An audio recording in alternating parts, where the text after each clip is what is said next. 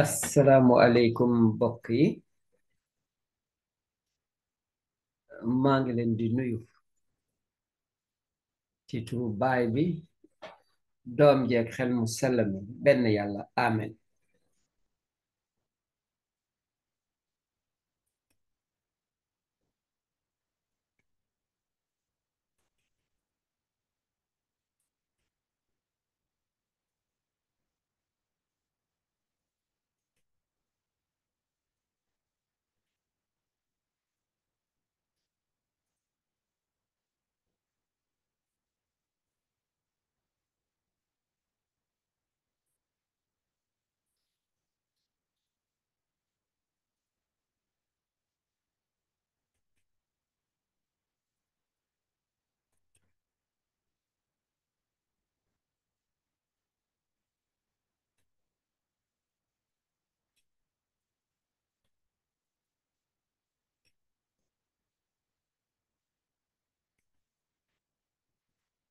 mu ngi noonu gannaaw ba ma leen nuyoo dama leen dem bëgg a waxtaanal loo xamante ne ñépp la soxal ndoorte gi rekk laay def ci wolof nag ak su ma demee ba muy jeex ma tënk yépp ci wolof waaye waxtaan wi bii yoon ci nasaraan lañ koy def. Je dis donc au début de cet entretien que je fais juste une introduction en Wolof et je ne reviendrai au Wolof qu'à la fin pour faire une synthèse. L'ensemble de cette formation se fera donc en français parce que j'estime que tous ceux qui sont particulièrement concernés, eh bien, ils travaillent généralement avec le français. Mais venons d'abord à ce que nous faisons habituellement, pas seulement à notre niveau, mais au niveau universitaire ou quand il y a des conférences. Généralement, le formateur est présenté au public. De qui s'agit-il aujourd'hui? Eh bien, cette présentation, encore une fois, c'est pour vous mettre à l'aise, vous qui suivez ce module de formation. Celui qui vous le dispense, François Ngor-Ndiaye, il a essentiellement fait une formation en sciences sociales, particulièrement en sciences sociales appliquées, et aussi une formation de formateur d'adultes. Il a également eu la chance, il en rend grâce à Dieu, d'avoir fait de la théologie jusqu'au niveau du baccalauréat canonique de théologie. En termes d'expérience professionnelle, votre humble serviteur a eu à travailler avec des ONG. Il a travaillé également dans l'enseignement comme enseignant, comme professeur. Il a eu également à exercer des responsabilités en tant que parent d'élèves et même président de l'Union nationale des associations de parents de l'enseignement catholique du Sénégal, UNAPEX. C'est cela que nous voulons mettre à votre service, étant entendu que tout est grâce. Nous voulons vraiment venir partager avec vous, encore une fois, une parcelle de l'expérience que nous avons eu la chance de vivre. Cette expérience va porter aujourd'hui sur le phénomène de reçu, la facturation. Il est fréquent que des gens entre amis se disent, mais écoute, je n'ai pas besoin de reçu, je n'ai pas besoin de facture. Nous allons voir, est-ce que cela est juste, est-ce que c'est opportun, ou bien est-ce qu'il y a autre chose à faire? Et nous partirons d'exemples concrets, la plupart du temps vécus et par ailleurs entendus de sources directes. Vous avez là donc ceux qui suivent au niveau du tableau, la présentation qui a été faite oralement. Et ce que nous ne vous avons pas encore dit, c'est que justement le présentateur est aussi écrivain et auteur de plusieurs ouvrages, tels que les Chroniques du christianisme au Sénégal, ceci en 12 volumes, un livre qui s'appelle Des trésors de la foi catholique, qui permet donc à tous ceux qui souhaitent savoir la structuration, les origines et l'utilisation de la Sainte Bible dans leur vie personnelle, leur vie de foi, leur culture et aussi dans des animations liturgiques éventuellement. Et un autre ouvrage qui s'appelle Des fleurs des mots aux fruits de l'amour. C'est un recueil de poèmes et de contes sénégalais, toujours au service de l'éducation.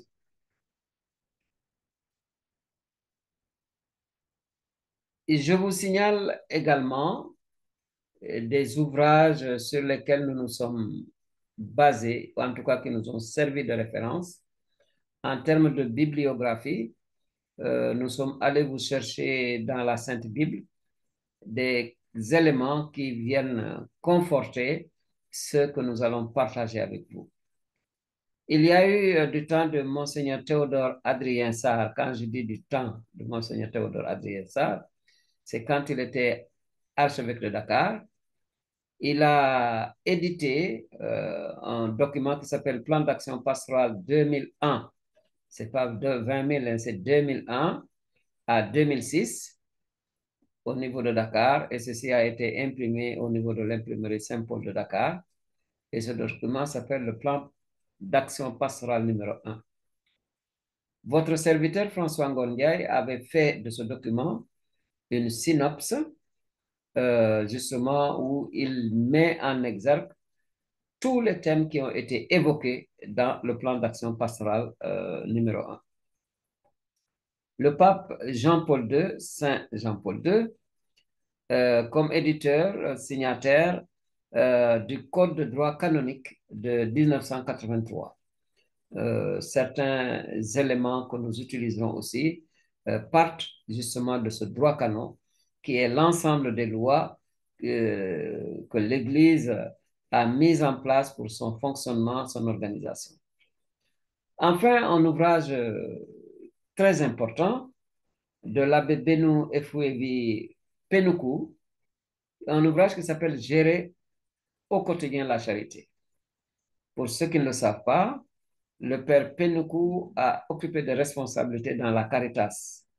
Et quand il parle de gérer la charité, il s'agit de cas concrets où il invite justement les gestionnaires à la transparence. Voilà autant de référents qui nous seront utiles pour ce que nous allons partager avec vous. La modalité ou les modalités de cet enseignement, nous utiliserons essentiellement le français euh, pour ne pas faire trop long. Mais aussi, comme nous vous l'avons dit, beaucoup de gens qui sont concernés, en tout cas dans notre zone francophone africaine, ils utilisent le français. Euh, En termes de modalité, il faut retenir également que nous suivons ici, nous faisons un enseignement modulaire de niveau universitaire. Donc, je vous prends au sérieux, je vous estime beaucoup et j'estime que vous avez droit à une formation de qualité de type supérieur. C'est pour cela que je ne me contente pas de faire des bribes d'enseignement. Je vais dans le fond des choses, à la manière universitaire. C'est maintenant à vous de vous organiser en fonction de votre disponibilité. Vous écoutez une partie de l'enseignement. Si le temps ne vous le permet pas, vous suspendez. Il est permis de le faire. Vous allez vaquer à vos affaires et quand vous revenez, vous continuez justement la formation là où vous étiez arrêté. Avant de continuer, je vous dis tout de suite que j'avais pris parmi mes référents la Bible. J'ai trouvé au niveau des Saintes Écritures une expression, un conseil, une invite vraiment à propos sur les propos que nous allons tenir. de toutes tes affaires. Garde le contrôle, ne laisse pas ternir ta réputation. Nous avons ceci dans la Sainte Bible, dans le livre du Siracide ou Ecclésiastique, au chapitre 33, les versets 23. De toutes tes affaires, garde le contrôle. Ne laisse pas ternir ta réputation. Nous allons voir qu'est-ce qui, dans nos échanges, peut nous aider à éviter de ternir notre réputation. Je vous indique également que vous avez toute l'attitude d'utiliser cet enseignement modulaire seul pour votre gouverne personnel. Vous pouvez l'exploiter en famille pour conscientiser les uns et les autres sur le comportement à avoir dans les échanges de matériel ou de finances. Ceci peut également servir de support de formation dans les rencontres de doyennés, dans les conseils pastoraux paroissiaux, dans les groupes de catéchistes, dans les groupes de leaders, dans les rencontres de CEB. Voilà autant de lieux et circonstances où cet enseignement modulaire peut être utilisé. Et je signale ou je rappelle que CEB signifie communauté ecclésiale de base. Vous avez également la permission, la latitude de partager cet enseignement avec qui vous voulez. Ce qui nous préoccupe, c'est vraiment le partage du savoir pour une amélioration des comportements. Dans quel contexte faisons-nous cet enseignement? Alors, nous faisons cet enseignement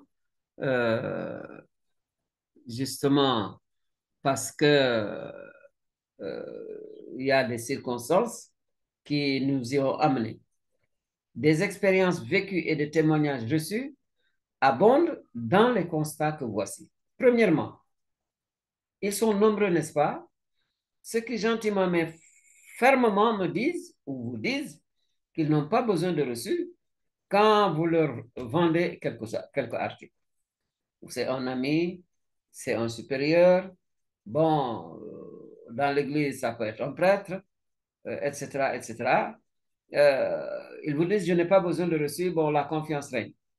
Voilà un premier constat. Il n'est pas le seul. Deuxièmement, certains dépensent souvent sans justificatif.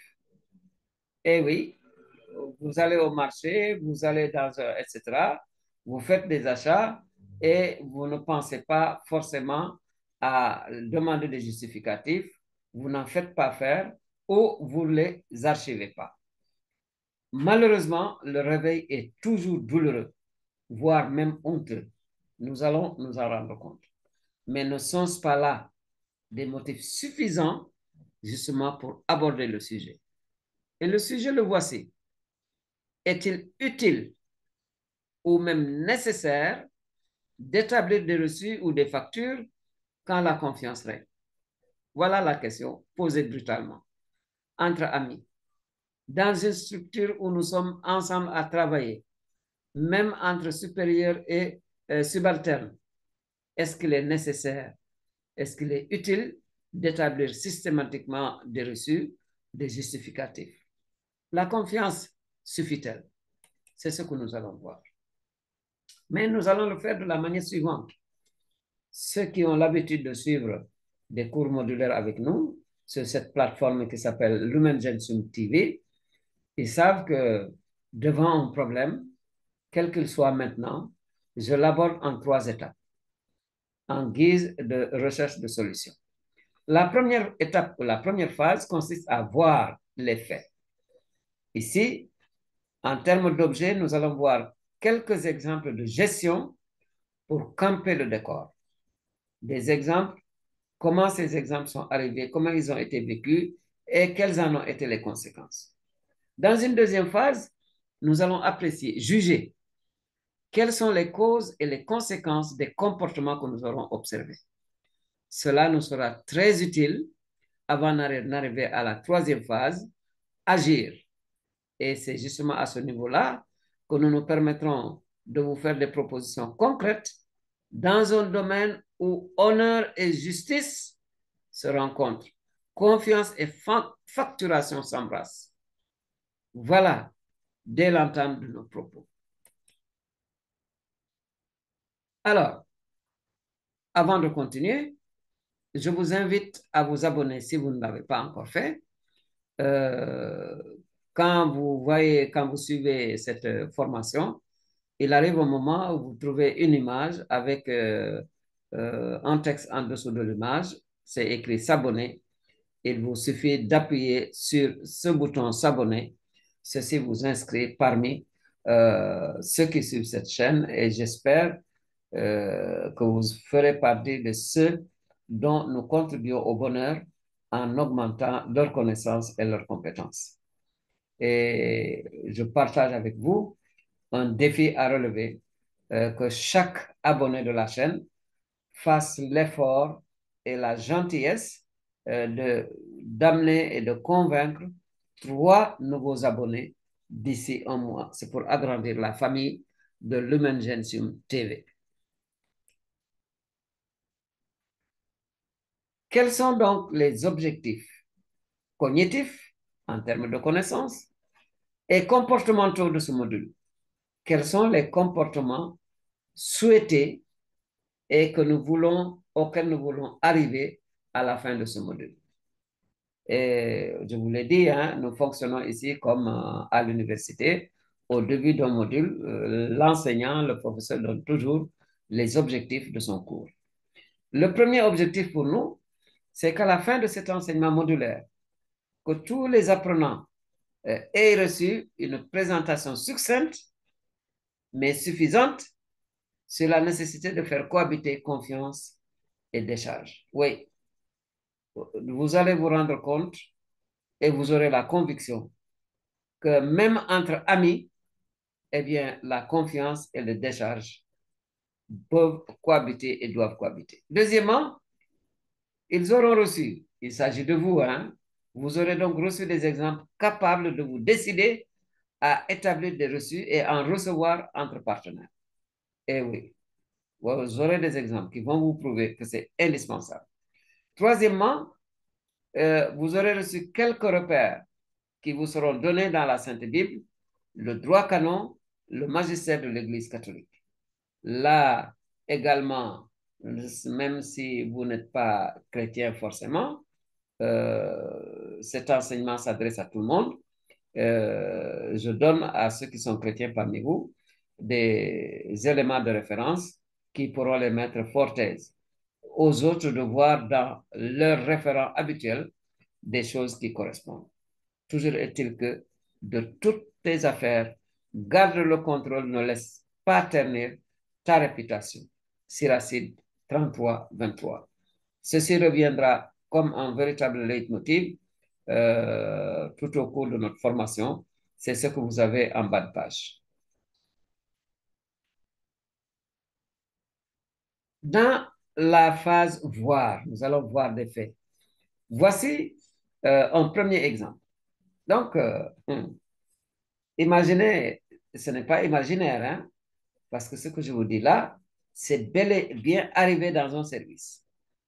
À un comptable de société, un supérieur hiérarchique demandait régulièrement, en fin de chaque semaine, des sommes d'argent importantes, mais sans signature de décaissement.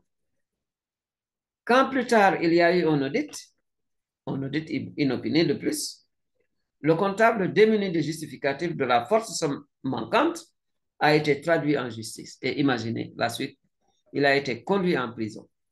Son chef, lui, n'a pas du tout été inquiété. Voilà un cas. Vous me direz ensuite ce que vous en pensez. Dans un deuxième cas, il s'agit, et ceci se passe toujours dans le milieu socio-professionnel, dans une ONG internationale, un administrateur a été nommé dans un centre de formation avec hébergement et nourriture.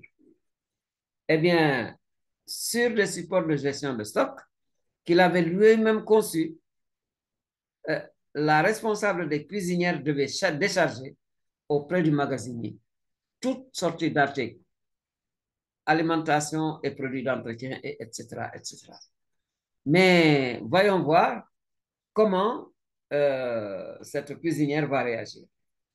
Dès la première occasion, des cas concrets, hein, eh bien, madame refusa systématiquement de signer pour des poulets reçus et destinés au déjeuner. Et malgré les explications amicales de l'administrateur appelé à la rescousse, la cuisinière a persisté dans son refus, sous prétexte que elle avait toute sa vie durant travaillé comme cuisinière chez les Toubabs, comprenait des Européens. Oui. Et il ne lui a jamais été demandé de décharge ou de quelque signature justificative de denrées ou autres produits reçus. Alors l'administrateur finit par user de la force de la loi et le devoir de signature a été respecté. Voyons voir la suite. Imaginez, après 2 ans de service, 2 ans d'exercice, 2 ans de fonctionnement, un auditeur est venu de l'étranger.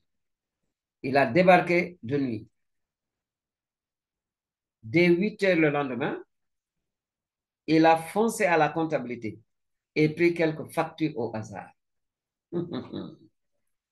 Puis il vint présenter une facture d'achat de 50 kilos de poulet datant de 2 ans.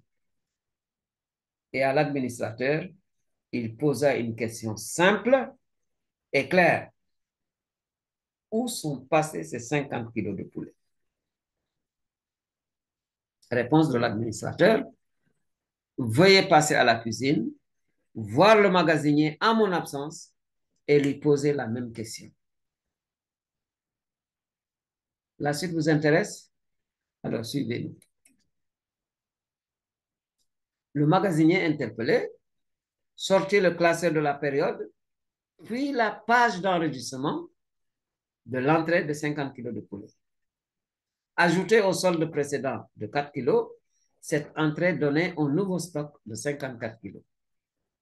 Depuis ce jour-là, toutes les sorties attestées par la signature de la cuisine principale ont été constatées. Donc, depuis ce jour-là, toutes les sorties ont été attestées par la signature de la cuisinière principale jusqu'à épuisement du stock. L'auditeur est revenu auprès de l'administrateur. En toute honnêteté, il lui a serré la main en disant toutes mes félicitations. Voici, OK, un troisième exemple. Une ONG internationale apportait son appui à des internats et des cantines scolaires. Pendant plusieurs années, elle prenait le fruit de la générosité de quelques bonnes volontés des individus et des structures étatiques et remettait des denrées alimentaires à plusieurs cantines scolaires et à des internats dans un pays africain. Qu'est-ce qui va se passer? Suivez-nous si vous voulez savoir la suite. Au bout de quelques années, l'ONG envoya des auditeurs avec deux seuls soucis. Un, voir comment les denrées octroyées ont été effectivement consommées. Deux, eh bien, est-ce que étaient devenus les élèves passés par les structures bénéficiaires. Voilà donc ce qui intéressait l'ONG qui gérait des denrées alimentaires au bénéfice des internats et des cantines scolaires dans un pays africain. Eh bien, voilà comment les denrées ont été consommées et ce qu'étaient devenus ceux qui avaient bénéficié de ces denrées-là. Le constat était alarmant, c'est le moins que l'on puisse dire. Aucune comptabilité ne permettait de répondre au premier souci. Et aucun suivi n'a été fait des anciens pensionnaires de ces maisons d'accueil et des cantines. Catastrophique. Quelle va être la décision de l'ONG qui gérait et qui distribuait ces denrées alimentaires? Suivez. L'ONG ferma les robinets. Eh oui. La décision que l'ONG a prise était de fermer le robinet et d'arrêter de donner des denrées alimentaires à ces internats et à ces cantines scolaires.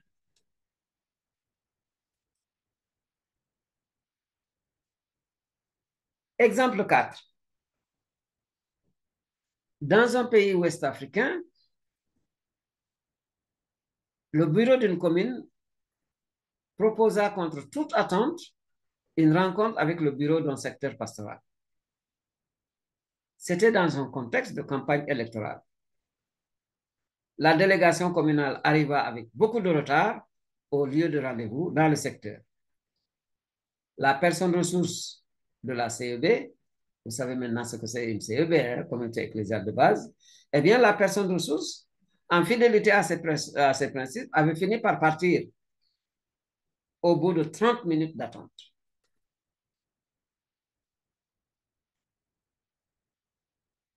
Et selon le compte rendu fait le lendemain à la personne ressource par la présidente du secteur, la présidente du secteur, effectivement, le secteur, en fait, rassemblait plusieurs CEB. Hein.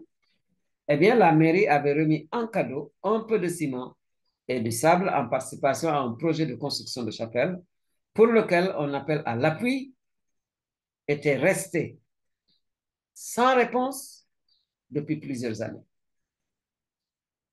La personne ressource avait appris qu'une décharge quantitative et nominative n'avait pas été dressée sur le don.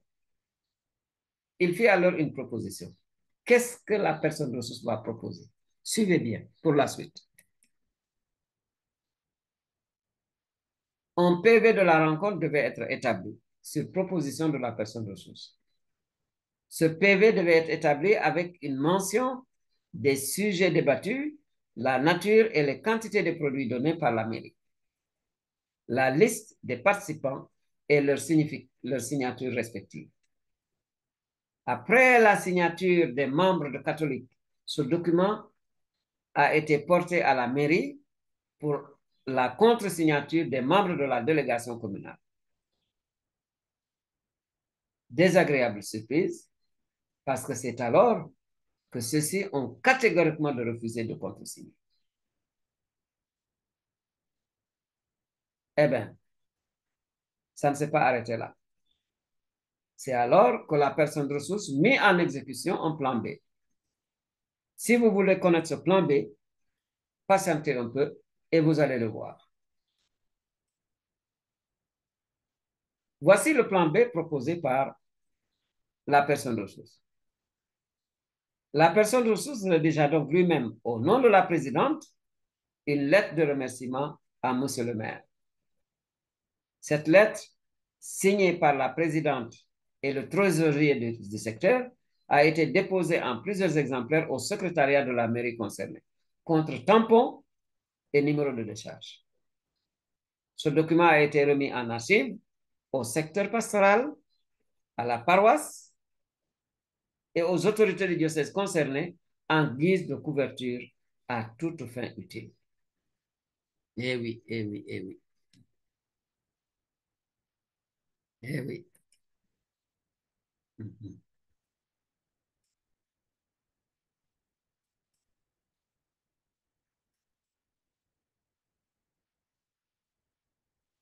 Exemple 5.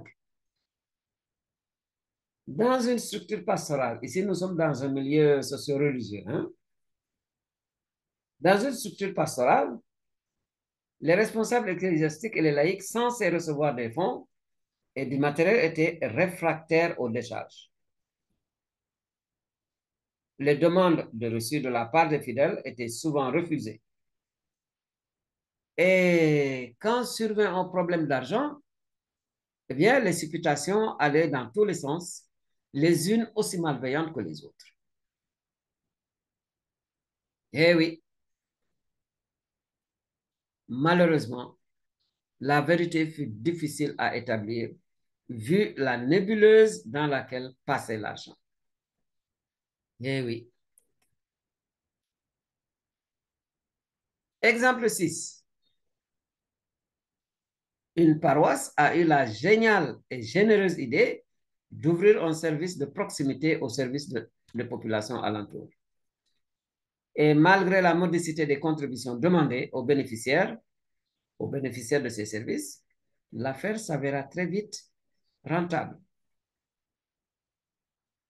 Le responsable paroissial a alors demandé au gérant des décaissements sans signature de sa part, sous prétexte que c'était lui le chef.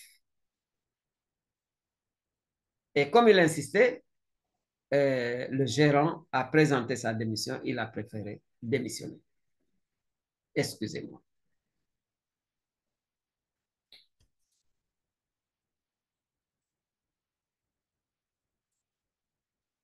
Après tous ces exemples que nous venons de vous donner, passons à la phase 2 de notre traitement du problème. Il s'agit de juger, de réfléchir sur les différents cas que nous venons de rencontrer. Si vous vous souvenez, le premier cas, c'est celui d'un comptable et de son chef. Qu'est-ce que nous avons détecté là comme cause de ce qui est arrivé? Certes, de la part du chef, il y a eu un abus d'autorité, mais il faut aussi avouer que le comptable a fait preuve de naïveté. La conséquence, c'est la prison pour le comptable, alors que le chef, lui, n'a pas eu à être inquiété. Dans le deuxième cas, nous avons un administrateur, un auditeur, un magasinier et une cuisinière. L'administrateur a été prévoyant et très professionnel. L'auditeur, vous ne pouvez rien lui reprocher, il n'a fait que son job. La cuisinière, malheureusement, a d'abord agi par ignorance du bien fondé des mesures de bonne gestion. Quant au magasinier, il a respecté et cherché à faire respecter les règles établies. La conséquence de ce cas-là, et c'est une issue heureuse, avec des intervenants honorés. L'administrateur a même reçu les félicitations de l'auditeur. Troisième cas, c'est celui d'une ONG et des cantines scolaires et des internats. Les gérants des internats et des cantines, malheureusement, chez eux, il y a eu défaut de transparence et d'archives. Bon, l'ONG a arrêté l'appui qui était donné jusque-là. Il a arrêté l'appui au détriment des enfants, malheureusement. Les conséquences, c'est que les cantines ont été sevrées et les bénéficiaires pénalisés. Voilà donc où nous en sommes avec ces trois premiers cas. Le quatrième cas, lui, concernait des dons de mairie à un secteur pastoral sans décharge. Au niveau des causes, si nous considérons la mairie, il y a ou bien une habitude ou une volonté de mouiller des gens ou des structures. Parce qu'il est évident que dans ces conditions-là, s'il n'y a pas de décharge, le jour où la mairie recevra un audit, supposez que le secteur a reçu 1 tonne de ciment et qu'à la mairie, on déclare qu'ils ont donné 5 tonnes, comment voulez-vous que le secteur puisse justifier qu'il n'a reçu qu'1 tonne? Quant à la délégation catholique, il faut avouer qu'elle a fait preuve de naïveté. Comment pouvez-vous recevoir des dons de structure, surtout une structure étatique, sans établir un PV et un document qui confirme effectivement ce qui a été reçu? La personne ressource elle-même a fait preuve de réalisme, il a été réactif et vigilant. Alors, ici les conséquences, il s'agit de la protection de toute exploitation malhonnête. Et oui, le secteur a été protégé de toute exploitation malhonnête ultérieure. Cas numéro 5, le secrétaire, le curé et le défaut de décharge. Le curé, ou bien il n'a pas été expérimenté, ou il a été inexpérimenté, ou naïf.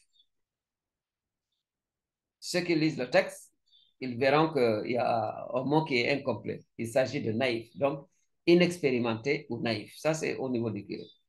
Quant au secrétaire, ah, chez le secrétaire, il y a eu un abus de confiance ou un larron par occasion. Eh oui, parfois, le larron, l'occasion crée le larron. Quant au paroissien, impuissance ou respect du chef. Voilà. Donc, vous avez un chef qui fait ce qu'il fait parce que ou il ne connaît pas ou parce qu'il estime que charbonnier est maître chez lui. Bon, les gens restent les bras croisés jusqu'à ce que ça craque. Les conséquences, ben, intervention des forces de défense et de sécurité. Parce que dans un cas comme ça, le jour où ça atterrit à la gendarmerie ou à la police, c'est tout le monde qui est très mal à l'aise. Exemple 6. Le curé est le gestionnaire d'un service sur le territoire paroissial. Eh bien, le curé a fait preuve d'autoritarisme mal placé, il faut le dire. Quant au gérant, il a fait preuve, il a refusé d'obéir à des ordres dangereux. Eh oui, la conséquence ici, c'est la démission honorable du gérant. Il faut appeler un chat un chat.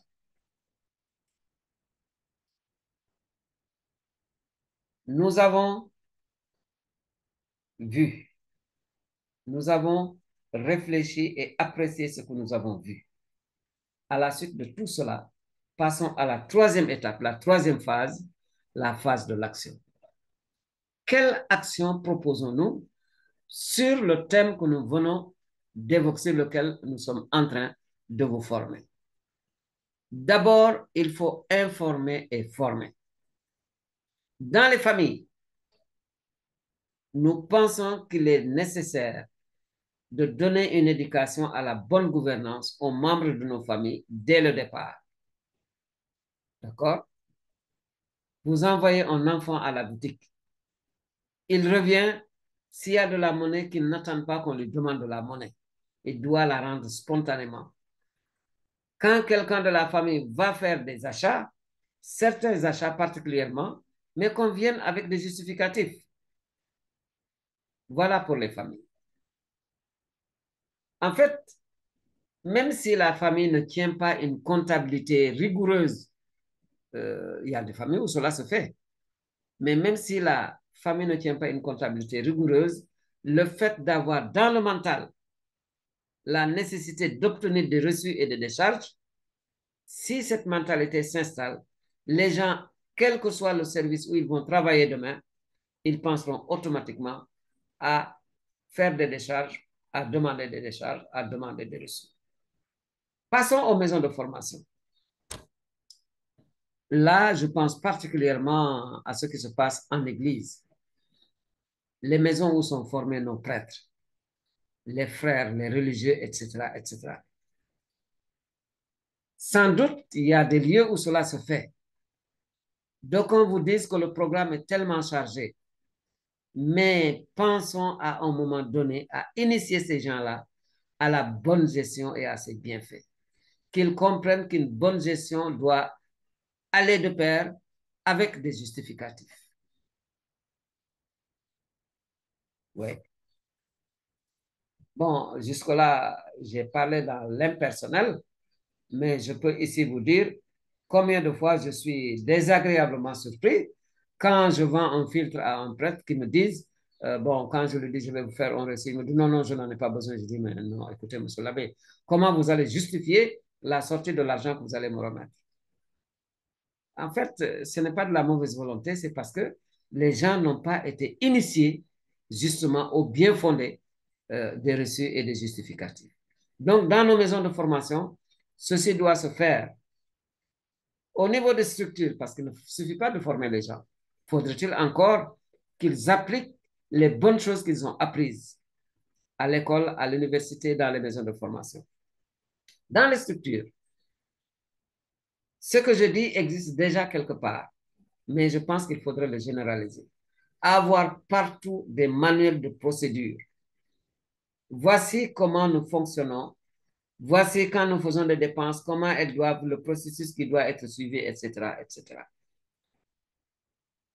Nous qui avons travaillé dans les ONG, quand nous voyons le sérieux que ces gens-là mettent dans la gestion de leurs finances et de leur matériel, vous ne pouvez pas être vraiment, j'allais dire, à l'aise quand vous voyez la légèreté avec laquelle les gens fonctionnent dans certaines structures.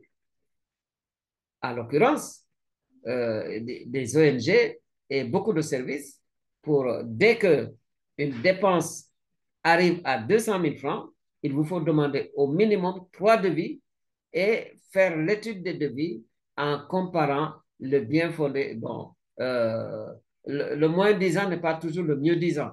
Il faut d'abord, sur certains critères, évaluer les devis, les propositions qui sont faites et choisir en conséquence dans l'intérêt de la structure et éviter surtout les marchés de gré à gré. Vous donnez tel marché, vous achetez tel article chez un tel parce que c'est un parent, parce que c'est un cousin, etc., etc. Ceci n'est bon nulle part, ni dans les services de l'État, ni dans les services de l'Église. Donc, des manuels de procédure. Il faut aussi arriver à des supports comptables pertinents.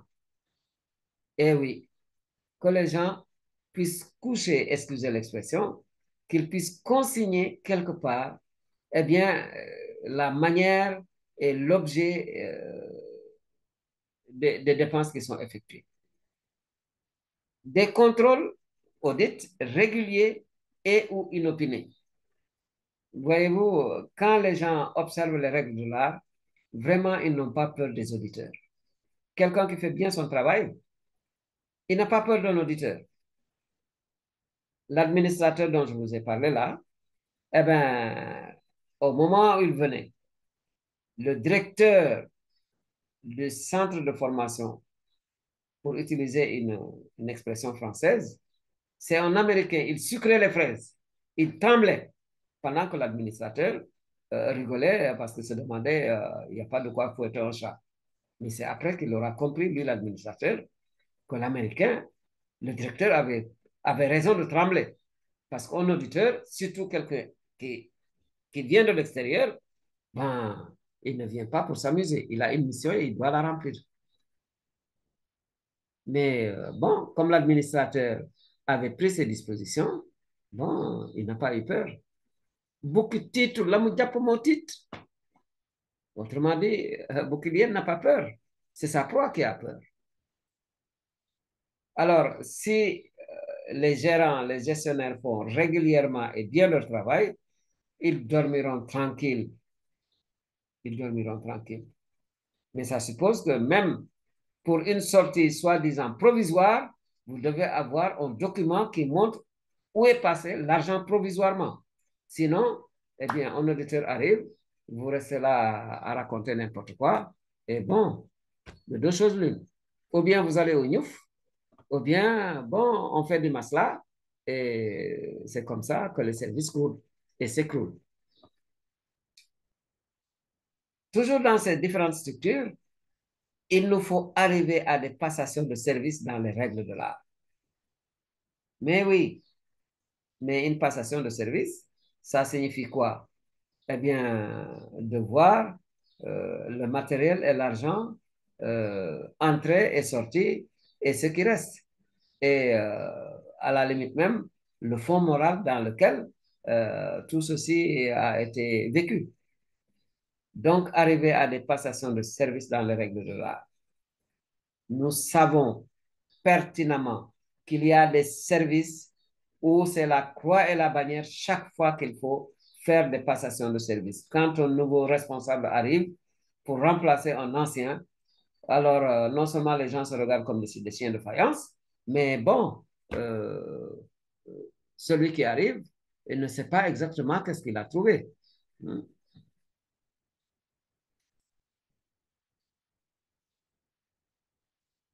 Toujours dans les actions à mener, je vous indique ici une documentation motivante Par exemple, au niveau de la Sainte Bible, il y a donc un endroit où il nous est dit qu'un bon intendant, il atteste de ce qu'il a fait.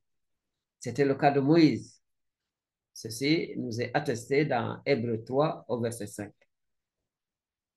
Remettre un acte de divorce dans l'Ancien Testament. Vous savez, quand un juif devait répudier sa femme, il devait lui faire un acte de divorce. C'est aussi une attestation. Et vous savez combien la réponse que le Christ va donner. Bon, c'est à cause de votre dureté de cœur que Moïse en est arrivé là. Mais dans le plan de Dieu à l'original, à l'origine, il n'en était pas ainsi. OK. L'un des indices que nous avons à ce sujet-là, c'est que le jour où les gens se marient, ils ne souhaitent pas du tout, ils ne souhaitent pas du tout euh, divorcer. D'accord, donc comme diront, bon, Dieu seul est parfait, en cours de route, il peut y avoir plein de changements, mais avant d'en arriver là, quel est ce qu'on appelle le service après-vente que nous faisons de nos mariages? Donc, qu'est-ce qu'il faut faire pour entretenir la flamme de l'amour, pour entretenir la flamme de la confiance et de l'estime réciproque? Cela, c'est une autre paire de manches. Nous sommes dans les justificatifs. Eh bien, dans l'Ancien Testament, ces gens-là avaient pensé remettre des justificatifs. Nous avons beaucoup d'autres endroits où nous avons des signes, des marques de sceau qui sont des attestations de statut avec T, ou de mission et d'épreuve. Nous avons ceci en Nombre 6 et 7, le livre de Nombre, au chapitre 6, au verset 7. Nous avons cela en Éphésiens 4, 30. Éphésiens 4, 30. Ézéchiel 28, 12. Ézéchiel 28, 12. Apocalypse 7, les versets 3 à 5. Apocalypse 7, 3 à 5.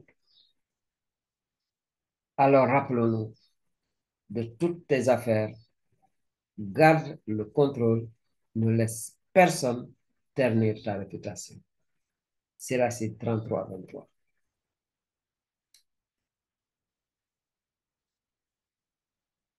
Toujours dans le cadre de la documentation motivée, j'ai trouvé donc dans l'archidiocèse, au niveau de l'archidiocèse de Dakar, au plan d'action pastorale 2001-2006, aux pages 28 et 29, et puis à la page 65, objectif stratégique numéro 1, résultat clé numéro 2, les activités 6 et 7, au résultat intermédiaire 45, avec comme activité 177. Voici des choses que nous avons trouvées. Donc, aussi bien là que dans le canon de l'Église, le droit canon, nous avons partout des incitations et des invitations justement à donner des preuves à la circulation de l'argent et du matériel. Dans le canon 156, il est question de la provision de tout office qui doit être consigné par écrit. Toute provision d'office doit être consignée par écrit. Voyez-vous? Donc, quand quelqu'un est nommé comme curé ou comme administrateur de quasi-paroisse, il y a un document consigné qui le dit et qui en atteste. Remarquez aussi que la bonne marche des conseils des affaires économiques diocésains et paroissiaux suppose que les achats et les dépenses soient prouvés par des factures et des reçus en bonne et due forme. Eh oui, eh oui. Enfin, la qualité qui est souhaitée au travail passe par le professionnalisme dans tout ce qui se fait, d'où l'exigence de documents comptables bien archivés. Eh oui, vous voyez donc comme quoi, euh, bon, même entre nous, gens qui nous connaissons ou gens qui nous faisons confiance, vous voyez combien, justement, la documentation comptable et matériel est indispensable. Maintenant, vous pouvez vous poser une question. Que faire quand vous avez affaire à un fournisseur ou un vendeur ou un prestataire qui n'a pas de facture, ce qui est souvent le cas, ici au Sénégal en tout cas, avec beaucoup de nos gens qui sont dans l'informel. D'accord?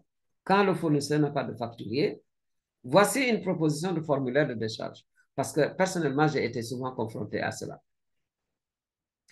Et une parenthèse, je me suis retrouvé dans ce cri d'alarme d'un Sénégalais qui était à l'extérieur, où il a commencé à travailler dans la restauration et dans le tourisme, etc. Il a pensé bon de revenir dans son pays pour y mener l'activité qu'il menait à l'extérieur. Il a ouvert une auberge. J'ai suivi ça dans une de nos télévisions. Hein. Et dans son témoignage, il nous dit, l'une des premières difficultés auxquelles il a été confronté, c'est par rapport à sa comptabilité pour son auberge. Il va au marché, il a besoin de factures pour ses achats parce que sa comptabilité a besoin de ça. Mais les gens du marché ne sont pas habitués à faire des reçus. Voilà. Voilà un cas concret. Voyez-vous, moi-même qui vous parle là, je vous parle en cas concret. Du temps où j'étais consultant, où nous avons eu à superviser des réunions dans le pays. Il était question que justement toutes les dépenses de ces réunions-là soient consignées dans un document comptable. C'est moi qui dirigeais justement l'équipe qui gérait ces fonds-là. Mais bon, j'arrive dans un endroit où je dis aux responsables, il me faut des justificatifs pour toutes les dépenses qui vont être réalisées. Et il me faut, comme c'était des réunions, des séminaires avec hébergement, il me faut tous les jours la signature des gens qui sont là pour être sûr que les dépenses qui ont été faites pour ceci ou cela. Le responsable qui me dit, monsieur, s'il ne s'agit que de ça, vous n'avez qu'à retourner à Dakar. Je dis, bon, d'accord. Le taxi qui m'a amené est encore là dans la cour. Je retourne à Dakar et je sais en quel terme je vais stipuler mon rapport. Bon, il me donne le temps de réfléchir à son niveau. Et puis, il me rappelle en me disant, bon, monsieur Ndiaye, allons-y, nous tournons le séminaire dans les conditions que vous nous avez indiquées. Voilà. Et ce sont ces mêmes personnes-là, plusieurs années après, j'en rencontre un dans un endroit à Dakar, c'est moi-même qui je ne peux pas le reconnaître. Il m'interpelle en disant, monsieur, je dis, oh, qu'est-ce qui se passe? Il me dit, si j'étais président de la République, j'aurais fait de vous le ministre des Finances, des commandants. Mais parce que le coup que nous avons voulu vous jouer dans telle ville, en telle année, comme vous avez pu résister, ça prouve que vous avez une bonne éducation et que vous êtes très sérieux dans ce que vous faites. Voilà, bon, nous sommes aujourd'hui dans un cadre, un contexte où nous parlons de Jubal et Jubanti, mais sur ce plan-là, il faut avouer que nous avons beaucoup de chemin à faire. Donc, tout ceci, je vous donne une béquille. Que faire quand vous avez affaire à quelqu'un qui n'a pas de facture? Donc, le formulaire que je vais vous proposer, le bénéficiaire, je vous propose un formulaire de décharge euh, que, que vous pouvez faire vous-même. Vous le gardez et le jour où vous avez un livreur ou un prestataire de service ou un vendeur qui n'a pas de facturier, vous remplissez ce formulaire-là et vous lui dites ce que vous avez marqué et il vous le contresigne. Naturellement, vous, en tant que bénéficiaire, vous pouvez adapter ce formulaire-là à votre situation en cas de besoin. Mais vous le remplissez et vous faites signer votre fournisseur. Quel est ce formulaire?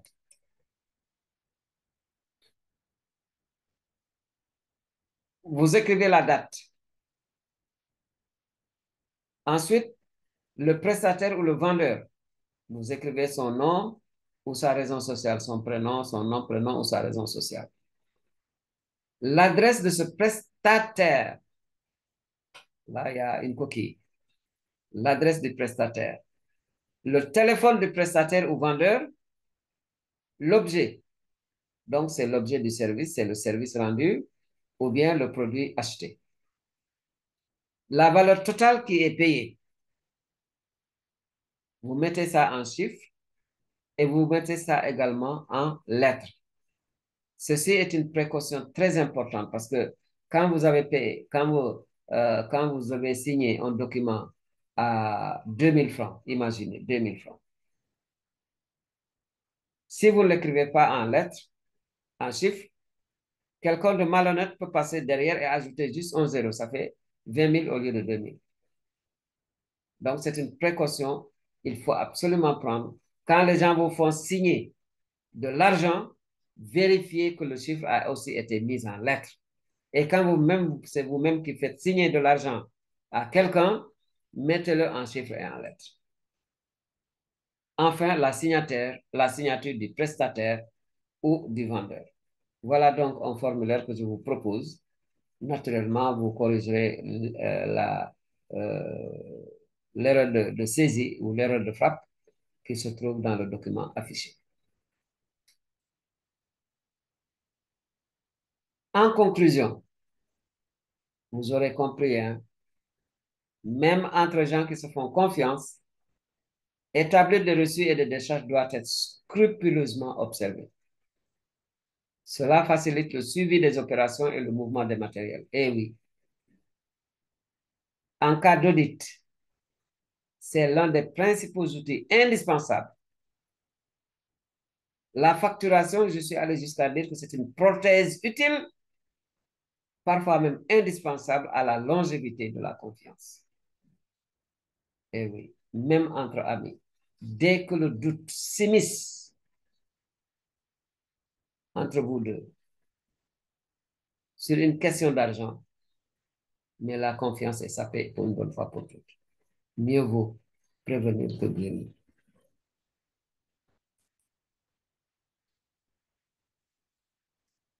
Pour ceux parmi vous qui veulent aller plus loin, parce que nous arrivons à la fin de notre exposé, il faut voir nos autres enseignements dans la chaîne YouTube Lumen Gentium TV.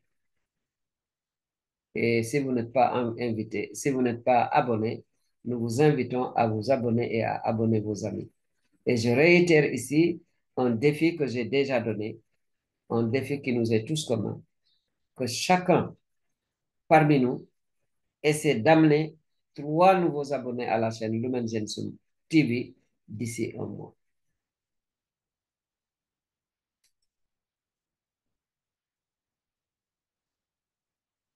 Nous finirons par une prière parce que nous sommes entre croyants. Mais avant de faire cette prière, je vous avais dit au début que je faisais le début, je posais le problème en Wolof et je donnais la conclusion en Wolof. C'est pour ne pas alourdir l'exposé. Voici donc en quelques mots en Wolof ce que j'ai cherché, ce sur quoi j'ai cherché à vous sensibiliser. Ca njëlbéen ga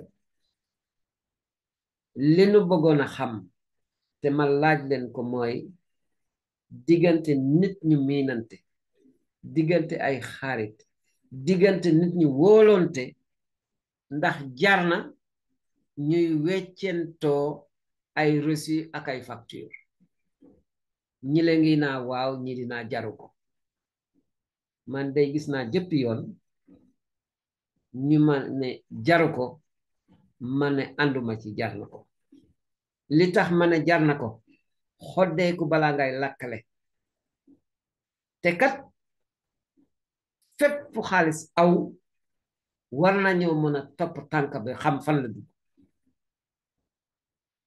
lii bu amulee bés bu coow jubbee ci xaalis bi wala am matériel boo xamante ni dañ ko awante kenn du xam nan lañ koy attee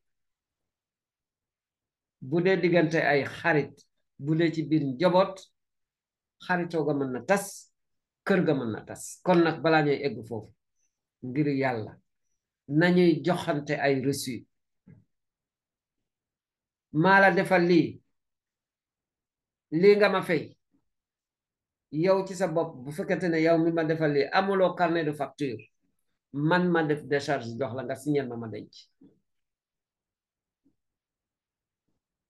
lii nag balaa cay egg nit ki loo amul góom ga doo am leget ga lii balañ koy mën dañ kaa jàng kon nag sunu ndaw yi surtout ñi nekk ci kër yi nga xamante buñ leen fa former ëllëg ak si biir ay kilifa la ñuy doon nañ leen jàngale foofu njëriñu reçu ba ñu tàmm ko fu ñu mën a dem dinañu di laaj ci reçu te dinañu di joxe ay reçu li ma wax yépp tenk baa ngoog ñu dikk nag ci ñaan yi muy mujjee nag ndaxte diggante ay jullit la ñu nag notre prière finale a pour intention de confier tous ceux qui travaillent sur l'argent et tous les gestionnaires. Oui. Les DAF, les curés, et tous ceux qui travaillent d'une manière ou d'une autre et qui ont des comptes à rendre dans la gestion de stock matériel ou de finances. Nous prions pour tous ces gens-là. Nous nous adressons directement à Dieu pour eux. Ouais. Et nous le faisons en nous adressant à Dieu tel qu'il est pour nous, c'est-à-dire un Père. Un Père plein d'amour et de miséricorde. Dieu est amour, en effet. Il nous l'a révélé en inspirant à Saint Jean sa première lettre et dans son chapitre 4, au verset 8, il nous le dit, Dieu est amour. Allahumma habat. Notre Père qui es aux cieux, que ton nom soit sanctifié, que ton règne vienne, que ta volonté soit faite sur la terre comme au ciel. Donne-nous aujourd'hui notre pain de ce jour. Pardonne-nous nos offenses comme nous pardonnons à ceux qui nous ont offensés. Et ne nous laisse pas entrer en tentation, mais délivre-nous du mal. Amen. Nous nous sommes adressés à Dieu comme notre Père. Et c'est avec plaisir que nous nous adressons, nous passons par son ambassadrice plénipotentiaire. Marie n'est pas Dieu. Mais parmi les filles d'Adam, c'est celle qui est la plus proche de Dieu. Nous pouvons donc lui confier à elle, Marie, d'intercéder pour tous ceux qui ont à gérer. Gérer des hommes, gérer de l'argent, gérer du matériel. Qu'elle prie Dieu pour ces gens-là, pour la réussite de leur mission, pour la gloire de Dieu et le bonheur de ses enfants. Je vous salue Marie, pleine de grâce.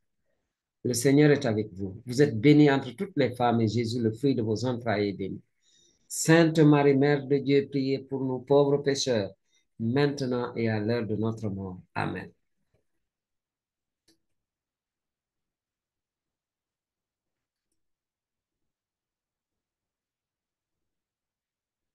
Nous voilà donc à la fin de ce module. Je vous remercie infiniment de l'avoir suivi en espérant qu'il vous aura été utile. Et encore une fois, partagez cela autour de vous. Je reste persuadé que la bonne marche de nos familles et de nos communautés passe par la transparence dans la gestion. Que Dieu nous y aide, que nous aidions aussi Dieu à nous aider dans ce domaine-là. Au nom de Dieu unique, Père, Fils et Saint-Esprit. Amen. Au revoir.